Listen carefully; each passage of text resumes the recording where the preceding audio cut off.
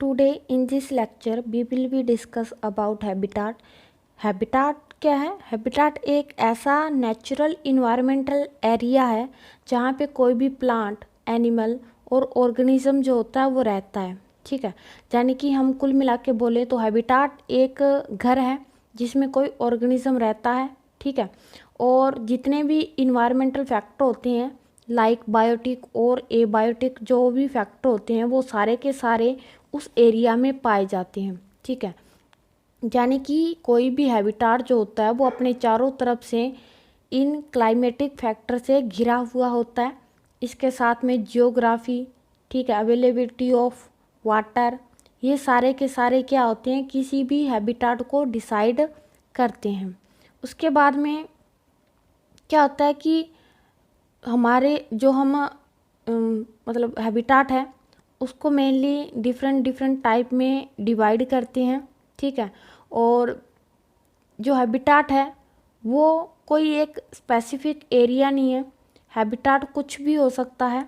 ठीक है, एक बड़े प्लांट से लेकर एक सड़ी गली चीज़ तक भी हो सकता है। तो हैबिटाट को मेनली डिफरेंट टाइप में डिवाइड किया गया है, जैसे polar, tundra, evergreen forest, seasonal forest, grassland, desert और ट्रॉपिकल रेन फॉरेस्ट और ओशन। तो ये सब इतनी कैटेगरी है हैबिटाट को मेनली डिवाइड करने के लिए। इतने टाइप में हैबिटाट को मेनली हमने डिवाइड किया है।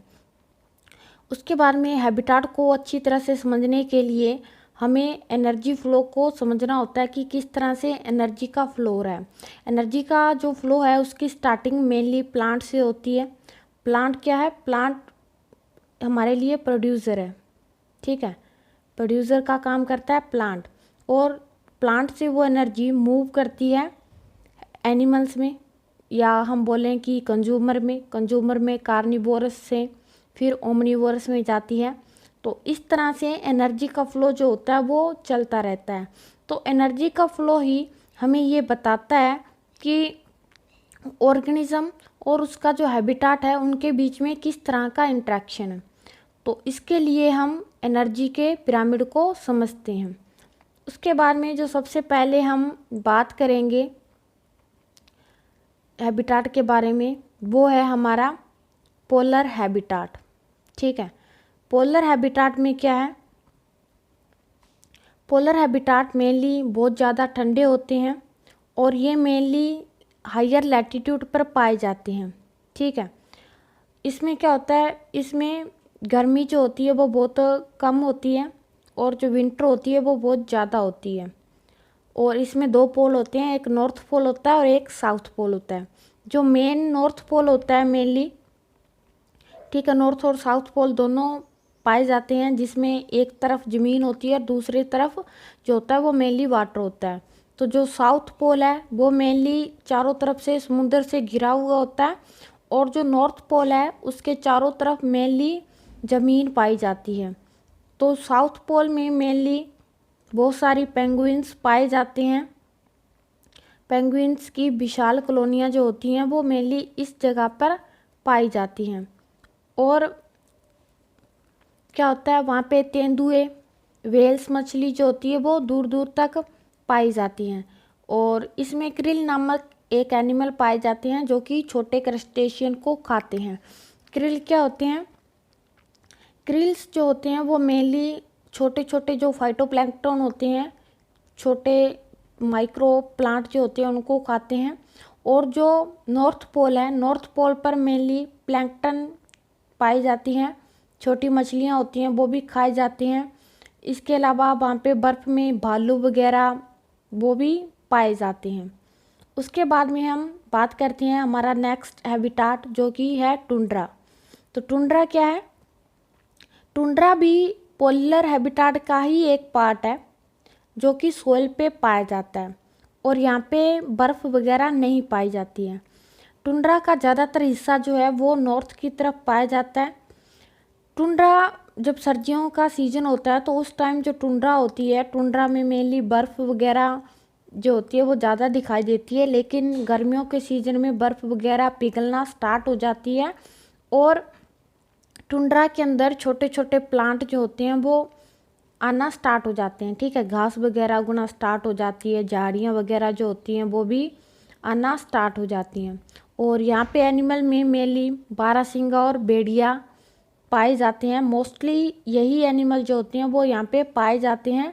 तो हम बोल सकते हैं कि जो बारहसिंगा और भेड़िया है उनका टुंड्रा एक तरह से हैबिटाट है, उनका घर है जहाँ पे वो रहते हैं। उसके बाद में जो हमारा थर्ड हैबिटाट है वो है एवरग्रीन फॉरेस्ट। एवरग्रीन फॉरेस्ट जो है वो मेनली नॉर्थ पोल के, जो हमारा नॉर्थ पोल है उसके ठीक बाहर है, ठीक है। पूरे कनाडा के अंदर, ये मेनली पूरे कनाडा में, उत्तरी यूरोप और रूस तक फैला हुआ है। और इसमें जो एवरग्रीन फॉरेस्ट है इसके अंदर बहुत सारे मेनली प्लांट जो होते हैं वो पाए जाते हैं जो कि ज़्यादातर सर्दियों में अनुकूलित होते हैं। मतलब ऐसे प्लांट होते हैं जो कि मेनली ठंड के टाइम में ज़्यादा अडोप्ट हो। जैसे कि उनकी जो लीफ होती है वो निडल लाइक होती है। निडल लाइक होने के कारण क्या होता है कि जो भी बर्फ़ वगैरह होती है वो उन पे नहीं जमती, ठीक है। और जो बर्फ़ वगैरह जो होती है वो उन प्लांट के ऊपर भी नहीं टिक पाती। तो इस तरह से प्लांट अपने आप को प्रोटेक्ट करते हैं, ठंड से बचाते हैं। इसके अंदर बहुत सारे एनिमल्स भी पाए जाते हैं, कॉनिफर्स जो होते हैं वो भी पाए जाते हैं। पाइनस कॉन जो होते हैं वो भी इसमें पाए जाते हैं, पाइनस, साइकस, ये सारे के सारे प्लांट क्या हैं इनके अंदर पाए जाते हैं एवरग्रीन फॉरेस्ट के अंदर। इसके अलावा पाइनस के सीड वगैरह जो होते हैं उनको यूज़ किया जाता है, ठीक है। उनका जो खाया जाता है घास जो होती है वो भी पाई जाती है।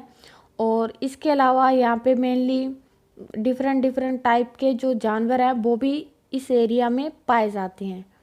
उसके बाद में है सीजनल फॉरेस्ट। सीजनल फॉरेस्ट में क्या होता है, सीजनल फॉरेस्ट के अंदर मेनली ये दुनिया भर में पाए जाते हैं। और यहाँ पे हम एक ऐसी कंडीशन देखते हैं जो कि ना तो ज़्यादा यहाँ पे ठंड होती है, ना ये ज़्यादा ड्राई एरिया होता है और ना ही गीला एरिया होता है, ठीक है। बीच का सा एरिया होता है, ना ज़्यादा ठंड ना ज़्यादा गर्मी और ना ज़्यादा इसमें ह्यूमिडिटी जो होती है वो पाई जाती है। इन एरिया में कुछ पेड़ पाए जाते हैं लेकिन इनकी जो पत्तियां होती हैं वो पर्णपाती होती हैं जो कि चौड़े प्लेट पर उगते हैं, ठीक है।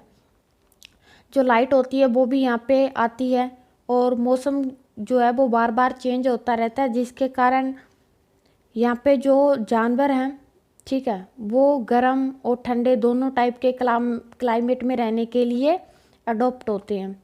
इसके अलावा यहाँ पे हिरन्स, उल्लू, मेंढक, मछलियाँ, चूहे, कीट पतंगे, सारे के सारे एनिमल्स जो होते हैं वो मोस्टली पाए जाते हैं, ठीक है। उसके बाद में जो हमारा नेक्स्ट हैबिटाट है वो है ग्रासलैंड। ग्रासलैंड क्या है, ग्रासलैंड उन स्थितियों में होता है जब क्लाइमेट जो होता है वो थोड़ा सा गर्म होता है, ठीक है। इतना भी ज़्यादा गर्म नहीं होता जैसे डेजर्ट एरिया में होता है, लेकिन डेजर्ट एरिया से कम होता है, ठीक है। तो इसमें क्या होता है, इसमें वहाँ पे बहुत सारी ग्रासेस जो होती है वो पाई जाती है। घास के बड़े बड़े मैदान होते हैं और वहाँ पे मेनली जो पशु होते हैं, जंगली पशु, जंगली घोड़े, ये सब क्या है चराई वगैरह करते रहते हैं। और इसके अलावा वहाँ पे शेर वगैरह भी जो होते हैं वो देखे जाते हैं। तो मेनली ग्रासलैंड का जो एरिया है उसमें घास के जो बड़े बड़े मैदान होते हैं वो पाए जाते हैं जो कि पशुओं के द्वारा चराई के रूप में यूज़ में लिए जाते हैं। उसके बाद में है डेजर्ट। डेजर्ट के बारे में हम सभी को पता है कि डेजर्ट एक ऐसा एरिया है जिसमें बहुत ज़्यादा हाई टेम्परेचर पाया जाता है, ठीक है। हाई टेम्परेचर होता है, उसमें रेनफॉल जो होती है कम होती है, प्लांट और एनिमल्स भी उसमें बहुत कम देखने को हमें मिलते हैं। तो बहुत सारे डेजर्ट होते हैं वर्ल्ड में, बहुत सारे डेजर्ट पाए जाते हैं। सारा डेजर्ट, गोबी डेजर्ट, ये सारे के सारे क्या हैं, हॉट डेजर्ट है, ठीक है। और राजस्थान में भी डेजर्ट पाया जाता है जिसको हम मेनली थार डेजर्ट के बारे में जानते हैं, थार डेजर्ट के नाम से जानते हैं, पाया जाता है। इसके बाद हम देखते हैं कि जो हमारा डेजर्ट एरिया है उसमें पानी जो होता है वो बिल्कुल भी नहीं पाया जाता। तो ऐसी कंडीशन में जो एनिमल्स यहाँ पे रहते हैं या जो प्लांट इस जगह पे रहते हैं वो मेनली बहुत कम पानी को यूज़ में लेते हैं।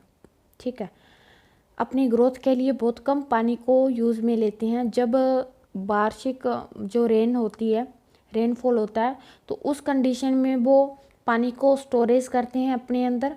जैसे एलोवेरा हो गया, एलोवेरा के अंदर बहुत ज़्यादा मात्रा में जो होता है वो पानी स्टोर किए हुए रहता है। इसके अलावा जितने भी कैक्टस होते हैं वो सारे के सारे क्या करते हैं, अपने अंदर पानी को स्टोर करके रखते हैं, ताकि जब उनकी ग्रोथ होनी हो या उनके सीड बनने हो उस टाइम वो अपने पानी को यूज़ में ले लेते हैं, ताकि उनको ज़्यादा टाइम तक पानी की ज़रूरत ना रहे। इसके अलावा डेजर्ट एरिया में कुछ प्लांट ऐसे होते हैं जो कि अपनी रूट को लंबा कर लेते हैं, क्योंकि डेजर्ट एरिया में पानी जो होता है वो ज़मीन में बहुत ज़्यादा गहराई तक होता है। तो उसको एब्जॉर्ब करने के लिए मेनली जो उसकी लीफ है, जो उसकी रूट है वो बहुत ज़्यादा लंबी होती है। इसके अलावा जैसे बहुत सारे जो एनिमल हैं डेजर्ट एरिया में पाए जाते हैं, वो क्या करते हैं, वो जितने भी वहाँ पे वेजिटेशन पाई जाती है उनको खाते हैं। ठीक है, जैसे कैक्टस को खा लिया या कोई और वेजिटेशन जिसके अंदर पानी कलेक्ट हो उसको खा लिया। तो ऐसे करके वो अपने अंदर पानी की कमी को पूरा करते हैं और बहुत ज़्यादा टाइम तक वो पानी को नहीं पीते हैं। जैसे फॉर एग्ज़ाम्पल कैमल, ऊँट हो गया, वो क्या करता है, वो लगभग 1 मंथ तक बिना पानी पिए रह सकता है। तो इतना टाइम पानी पिए बिना रह सकता है, तो क्या हो गया, वो डिज़र्ट एरिया में पानी को मेनली स्टोर करके रखता है। उसके बाद में जब बारिश वगैरह आती है तो उस टाइम उस बारिश का यूज़ करके प्लांट जो होते हैं वो अपने जल्दी जल्दी से अपने लाइफ साइकिल को पूरा करते हैं और अपनी नई जनरेशन को बनाते हैं। मेनली डेजर्ट एरिया में लोमड़ी वगैरह भी पाई जाती है। इसके अलावा रेतीले चूहे, ठीक है, सांप वगैरह भी जो होते हैं वो मेनली डेजर्ट एरिया में मोस्टली देखे जाते हैं। उसके बाद में जो हमारा नेक्स्ट ग्रासलैंड है, ठीक है, वो डेजर्ट के बारे में हो गया है। अब जो हम नेक्स्ट बात कर रहे हैं वो है ट्रॉपिकल रेन फॉरेस्ट। ठीक है, ट्रॉपिकल रेन फॉरेस्ट क्या होते हैं, ट्रॉपिकल रेन फॉरेस्ट गर्म और गीले होते हैं और भूमध्य रेखा के पास में बनते हैं। यहाँ पे क्या होता है, यहाँ पे जो सूरज की लाइट होती है वो सबसे ज़्यादा यहीं पर आकर गिरती है और मेनली लगातार यहाँ पे बारिश वगैरह होती रहती है। दक्षिण अमेरिका में सबसे बड़ा जो फॉरेस्ट है, ट्रॉपिकल रेन फॉरेस्ट है, वो दक्षिणी अमेरिका के अंदर है, जिसको अमेज़न बोलते हैं। ठीक है, इसके अलावा अमेज़न बोलते हैं, इसके अलावा कांगो के अंदर भी है और सहारन अफ्रीका भी काफ़ी बड़ा है। इसके अलावा इंडो पैसिफिक में भी जो है वो ट्रॉपिकल रेन फॉरेस्ट पाए जाते हैं, जैसे कि बोरिया, न्यू गिनी और इंडोनेशिया। तो इन सभी जगह पर मेनली ट्रॉपिकल रेन फॉरेस्ट जो होते हैं वो मेनली पाए जाते हैं। इन ट्रॉपिकल रेन फॉरेस्ट में मेनली सबसे ज़्यादा जो बायोटिक डाइवर्सिटी है, सबसे ज़्यादा जैव विभिन्नता या सबसे ज़्यादा जो स्पीसीज है वो मेनली इस एरिया में पाई जाती हैं। ठीक है, और इनमें क्या होता है, इनमें प्लांट बहुत ज़्यादा बड़े होते हैं। ठीक है, बड़े होते हैं, सघन होते हैं, जिसके कारण क्या होता है, जो लाइट है वो मेनली ज़मीन तक बहुत कम पहुंच पाती है। ज़मीन तक ना पहुंच पाने के कारण क्या होता है कि जो झाड़ियाँ वगैरह होती हैं नीचे वो नहीं लग पाती। ठीक है, क्योंकि उनको प्रॉपर मात्रा में ग्रोथ करने के लिए लाइट वगैरह नहीं मिलेगी, इसलिए प्लांट को अपने मतलब कंपटीशन करती हैं दूसरे प्लांट के साथ में। इसके अलावा जड़ी बूटियाँ जो होती हैं वो मेनली यहाँ पे बहुत सारी पाई जाती हैं। इसके अलावा बहुत सारे जो एनिमल्स होते हैं वो इस एरिया में पाए जाते हैं। जंगली जो जनजातियाँ होती हैं जितनी भी ह्यूमंस की, वो सारी इन ट्रॉपिकल एरिया में जाती हैं, वहाँ पे जाके वो शिकार वगैरह करती हैं। तो जो ट्रॉपिकल रेन फॉरेस्ट है उसमें मेनली बहुत सारी स्पीसीज़ भी पाई जाती हैं। उसके बाद में है ओशन।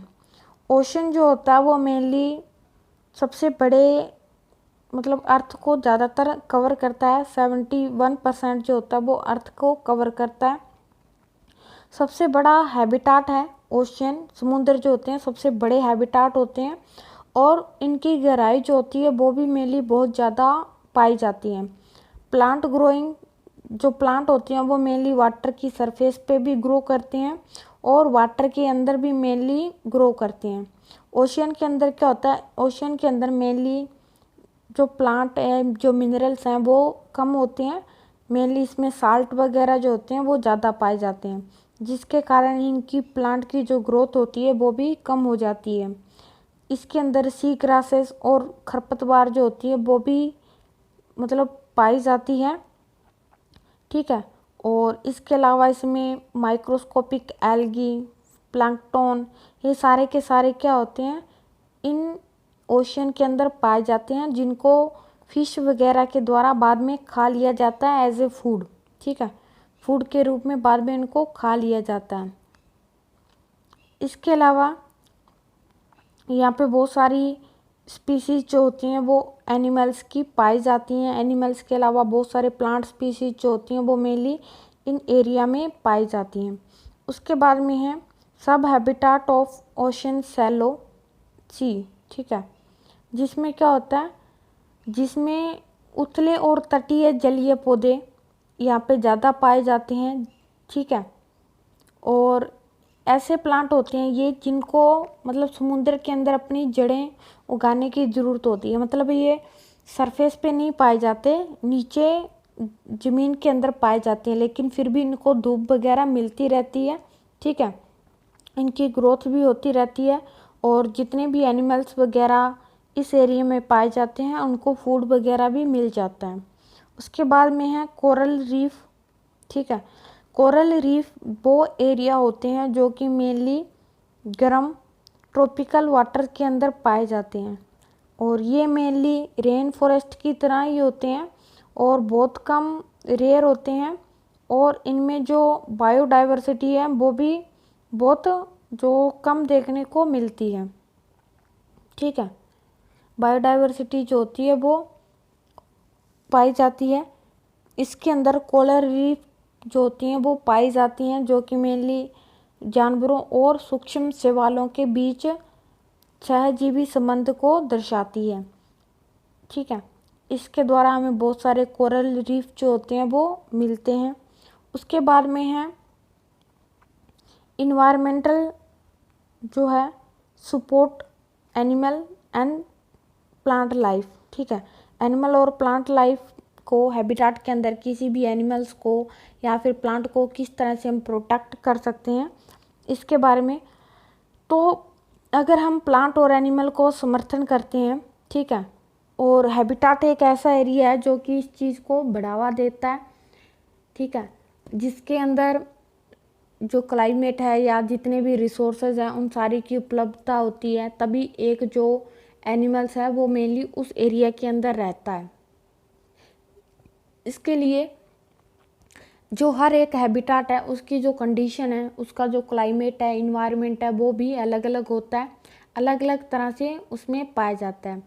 तो मेनली हमने डिफरेंट टाइप के क्लाइमेट पढ़े थे, जैसे कि पोलर हो गया, टुंड्रा हो गया, ट्रॉपिकल हो गया, ठीक है, सीजनल फॉरेस्ट, ग्रासलैंड, डेजर्ट और ओशियन वगैरह। ये सब के सब क्या हैं, सारे के सारे हैबिटाट हैं जिनका क्लाइमेट अलग अलग है। उनमें पाए जाने वाले ऑर्गेनिज्म के लिए उनका हैबिटाट भी अलग अलग है। तो इस तरह से हर एक ऑर्गेनिज्म के लिए उसका जो हैबिटाट है वो मेनली अलग अलग हो सकता है, ठीक है। हैबिटाट बड़े से बड़ा भी हो सकता है और छोटे से छोटा भी हो सकता है। और हैबिटाट हमेशा अपने चारों तरफ से बायोटिक और एबायोटिक कंपोनेंट से मेनली घिरा हुआ होता है और एक ऑर्गेनिज्म अपने उस हैबिटाट के अंदर रहते हुए बहुत सारे बायोटिक ऑर्गेनिज्म, क्योंकि वो उस हैबिटाट के अंदर अकेला नहीं है। जैसे कि अगर हम बोलें कि ओशियन एक हैबिटाट है, ठीक है, तो ओशियन के अंदर कोई भी एक फ़िश अकेली नहीं रह सकती, उसके सारे साथ बहुत सारी फिशेस की स्पीशीज़, इसके अलावा और जितने भी एनिमल्स हैं उनकी स्पीसीज, प्लांट, ये सब वहाँ पे पाए जाते हैं। तो ये सारे के सारे एनिमल उस एरिया में एक दूसरे के साथ में रहते हैं। फूड के लिए, अदर रिसोर्सेज के लिए उनमें कंपटीशन भी चलते रहते हैं।